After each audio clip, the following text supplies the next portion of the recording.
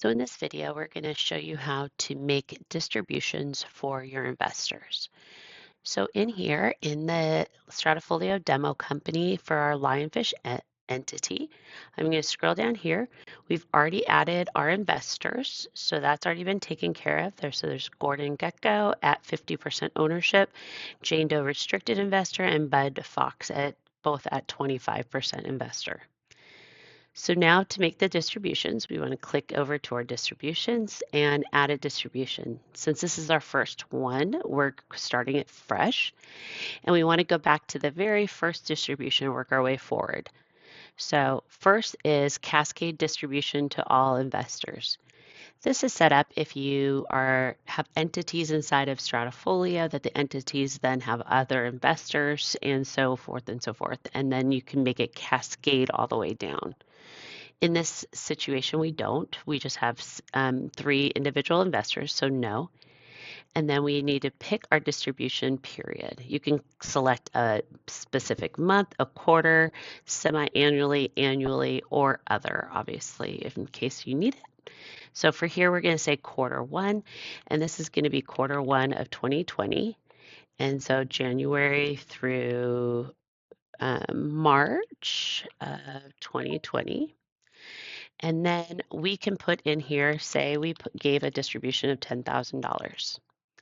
Down here, when we scroll down, we see that there is Gordon Gecko at 50%, Jane Doe and Bud Fox both at 25%. If we press this recalculate button, it's going to calculate out that $10,000 across these investors at their distribution percentage. If we needed to come back in here and change that for whatever reason, so let's say that it was really $11,000 as distribution. Oops, 11,000. We can add that in there, and then we could either press recalculate again, and that got us to a different amount, or let's go back to that 10,000, calculate out, and now I'm going to put back in the 11,000. And we are going to say that that Jane Doe restricted actually had a different amount. So we're going to do 35,000. So now you see that the total applied is correct. It's 11,000. In here, we can add in whatever kind of notes that you would like to for internal notes and or investor notes, and then add distribution. So that distribution is already in here, so you can see that information. I'm going to click on here so you can see what it looks like. Here's all that information that we just entered.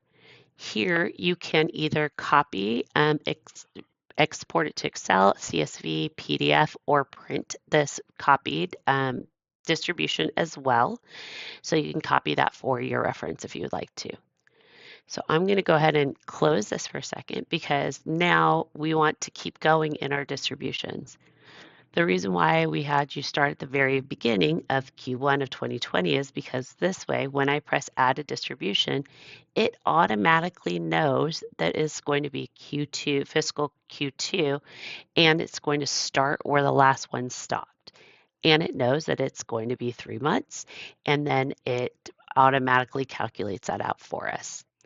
So here, let's say this month was not, or this quarter was not as much, so 5,000, recalculate.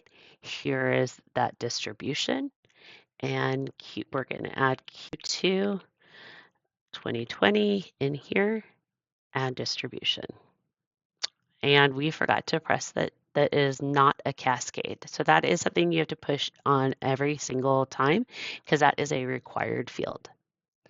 So now in here, you will see those 2 different distributions and how much plus our internal notes that we made for it. It's as simple as that. It'll keep going until you reach the current date. So start at the oldest date and work your way forward.